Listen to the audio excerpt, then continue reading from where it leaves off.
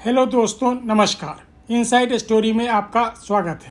हम चर्चा करने जा रहे हैं केंद्र की मोदी सरकार के 9 साल पूरे होने के उपलक्ष्य में। कांग्रेस ने आगामी 3 दिनों में 35 शहरों में देश भर के प्रेस कॉन्फ्रेंस कर प्रधानमंत्री नरेंद्र मोदी से चुप्पी तोड़ने की अपील करते हुए 9 साल के पूरे होने के उपलक्ष्य में 9 सवाल पूछने का निर्णय लिया है। वो क्या क्या सवाल हैं, जरा सुनिए। पहला नंबर 1, अर्थव्यवस्था। दूसरे नंबर पर कृषि और किसान। तीसरे नंबर पर भ्रष्टाचार और मित्रवाद। चौथे नंबर पर चीन और राष्ट्रीय सुरक्षा।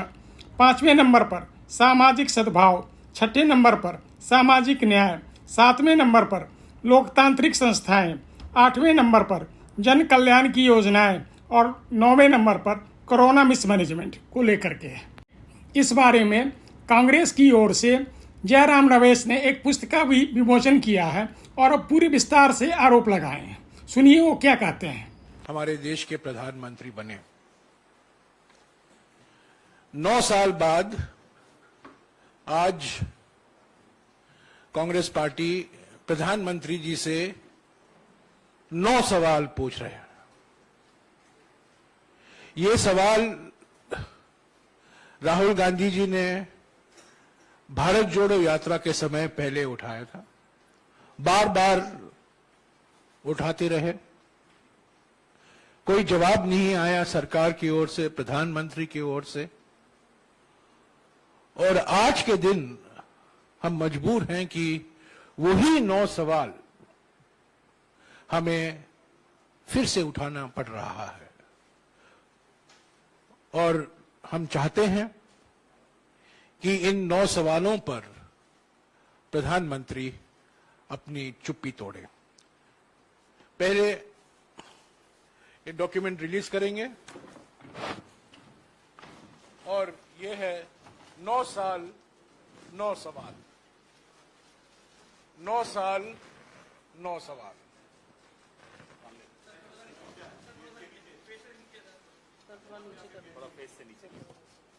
नौ साल 9 सवाल।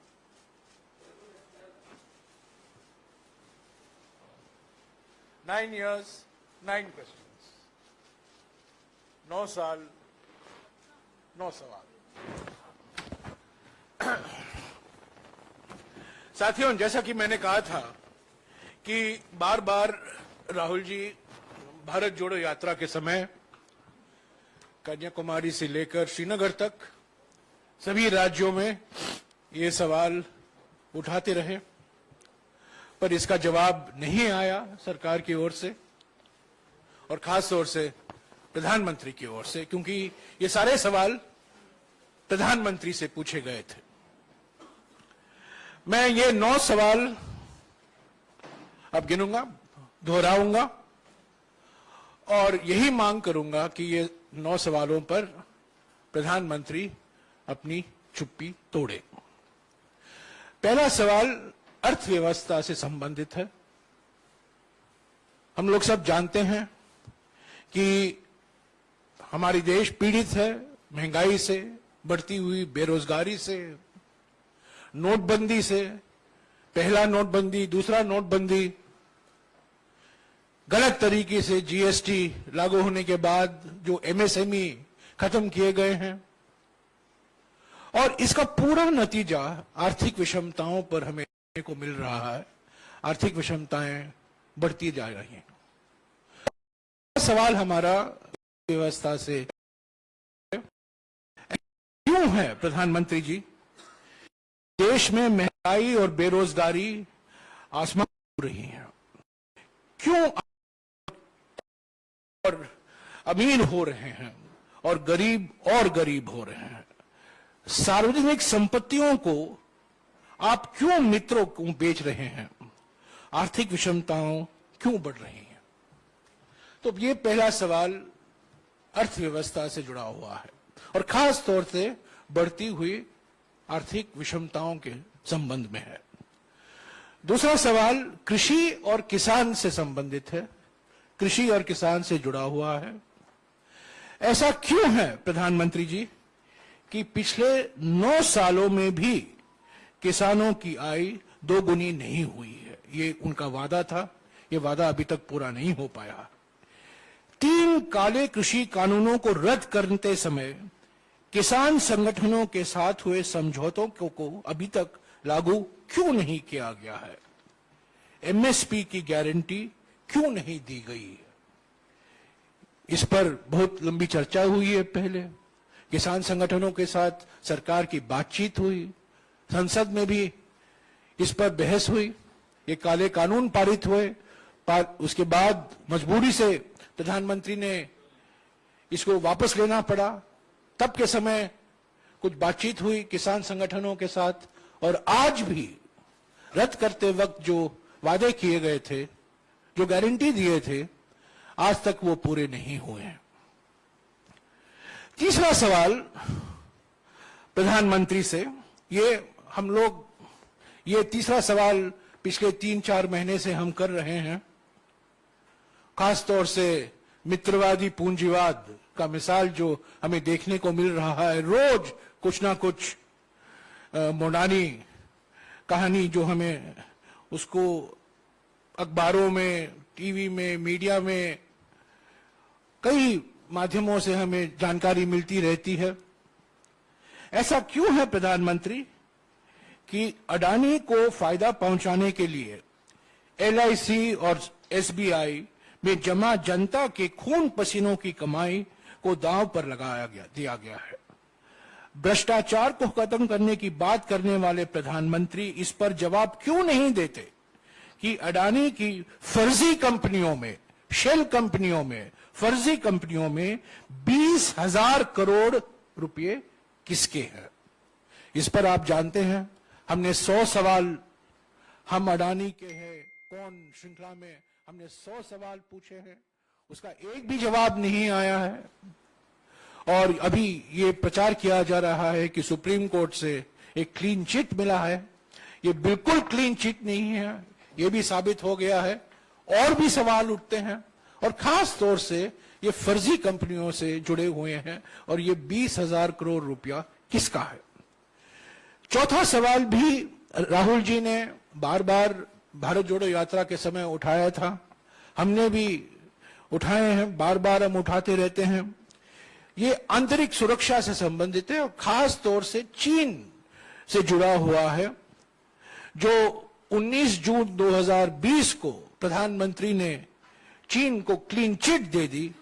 उसके वजह से हमें परेशानी भुगतनी पड़ी है, और हमारा इस संबंध में सवाल है, ऐसा क्यों है प्रधानमंत्री जी कि चीन को लाल आंख दिखाने की बात करने वाले आप उनको 2020 में क्लीन चिट दे दी, जबकि वो आज भी हमारी जमीन पर कब्जा करके बैठा है।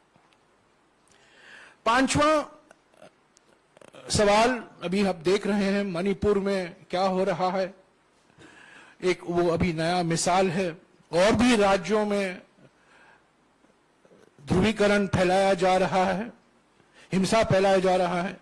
सामाजिक सद्भाव जो बिगड़ा है, सामाजिक सद्भावना जो बिगड़ा है, उस पर यह सवाल है, ऐसा क्यों है प्रधानमंत्री जी कि चुनावी फायदे के लिए जानबूझकर बंटवारे की राजनीति को हवा दी जा रही है और समाज में डर और माहौल बनाया जा रहा है?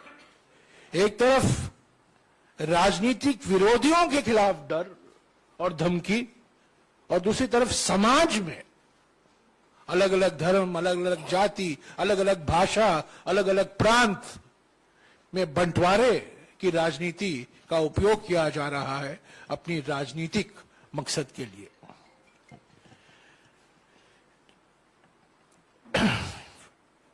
छठा सवाल है हमारा सामाजिक न्याय से संदर्भ है।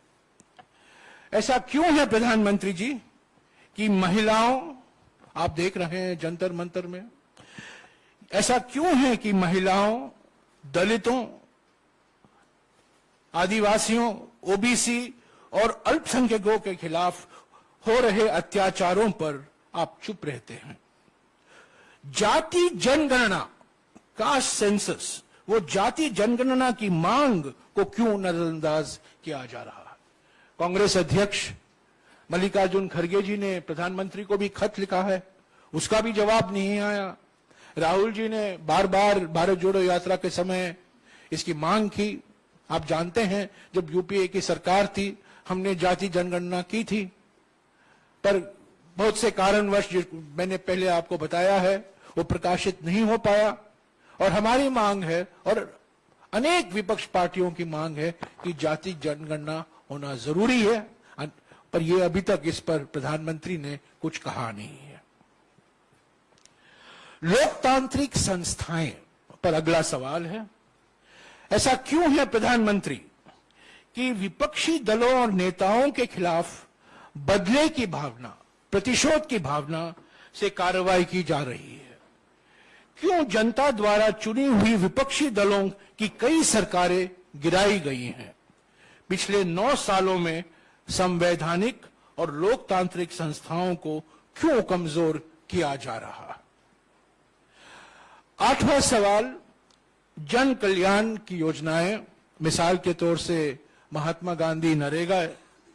ऐसा क्यों है प्रधानमंत्री कि बजट में कटौती करके मनरेगा जैसे जन कल्याण की योजनाओं को कमजोर किया गया है? गरीब, आदिवासी एवं जरूरतमंदों के सपनों को क्यों आप कुचला जा रहा है? और हमारा अंतिम सवाल, प्रधानमंत्री को हम याद दिलाना चाहते हैं, कोरोना मिसमैनेजमेंट आज हम भूल गए हैं, पर एक समय था कोरोना महामारी से सारा देश पीड़ित था। ऐसा क्यों है प्रधानमंत्री कि कोरोना के कारण और खास तौर से कोरोना मिसमैनेजमेंट के कारण, कुप्रबंध के कारण 40 लाख लोगों ने अपनी जान गंवाई। 40 लाख लोगों की मौत के बाद भी उनके परिवारों को मुआवजा देने से मना कर दिया गया। क्यों अचानक लॉकडाउन करके लाखों कामगार साथियों के घर जाने के लिए मजबूर किया गया और उन्हें उनके हाल पर छोड़ दिया गया? तो साथियों, ये 9 सवाल हैं, 9 साल के 9 सवाल, भारत जोड़ो यात्रा के 9 सवाल। दूसरी ओर कांग्रेस के राष्ट्रीय अध्यक्ष मल्लिकार्जुन ने अपने ट्विटर हैंडल पर एक वीडियो जारी कर प्रधानमंत्री नरेंद्र मोदी पर करोड़ों युवाओं को रोजगार छीनने का आरोप लगाते हुए एक वीडियो जारी किया है। देखिए वो क्या कहते हैं।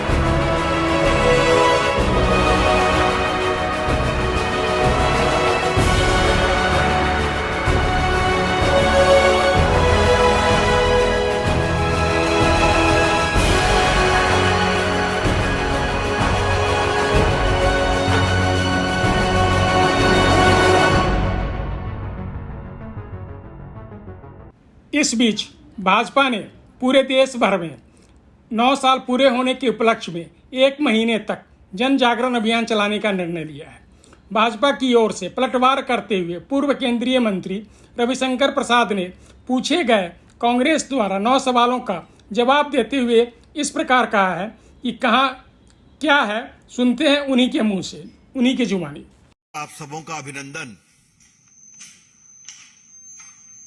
कांग्रेस पार्टी के द्वारा नरेंद्र मोदी जी की सरकार के 9 साल पूरा होने पर शायद 9 सवाल पूछे गए।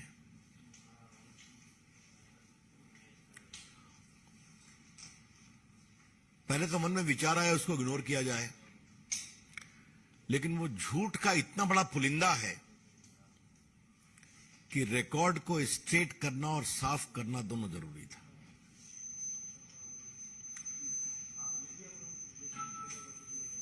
कांग्रेस पार्टी के द्वारा जो सवाल किए गए हैं, it is a bundle of lie and mountain of deception.